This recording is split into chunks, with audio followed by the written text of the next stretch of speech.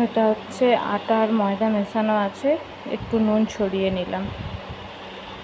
তো নমস্কার বন্ধুরা, তোমরা সবাই কেমন আছো? আশা করি তোমরা সবাই ভালো আছো। আমি পূজা চলে এসেছি তোমাদের কাছে একটা নতুন ভিডিও নিয়ে। আজকে আমি একটু ফুচকা বানাচ্ছি। দেখলেই ওটা মাখা হয়ে গেছে এবং লেচি গোল গোল করে কেটে আমি লেচি বেলিয়েও নিয়েছি। আর এই যে ফুচকা ভাজতে দিয়ে দিয়েছি।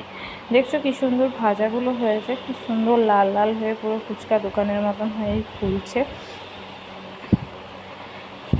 সুন্দর লাগছে, নিজেকেই কি মানে আনন্দ হচ্ছে এত যে কি বলবো। একটু বেশি মুচমুচে করেই ভাজছি যাতে কড়কড়ে ভাবটা থাকে, সেই জন্য।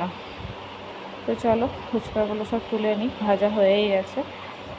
এই যে বসে পড়েছি, আগে থেকে সেদ্ধ করে রাখা আলুটা পেস্ট করে নিয়ে মেখে নিয়েছি। তাতে লঙ্কা, ছোলা, মটর, পেঁয়াজ কুচি দিয়ে দিয়েছি, একটু চাট মশলা আর ভাজা মশলা একটু নুন দিয়ে দিয়েছি, দিয়ে ভালো করে মেখে নিয়েছি। আর এই যে টক জল করে নিয়েছি, ভালো করে মেখে নিচ্ছি ভাব ফেসে ফেসে। আর আর্যকে দিতে শুরু করে দিয়েছি। দেখে আর্য কেমন বলে। ও আর্য তো প্রচুর হাসছে আর হাতে করে দেখিয়ে দিয়েছে, খুব সুন্দর হয়েছে। আর্যর তো ভালোই লেগেছে বোঝা যাচ্ছে। চলো আমিও খেয়ে নিই। তখন তোমরা সবাই ভালো থেকো, সুস্থ থেকো। আপাতত টাটা।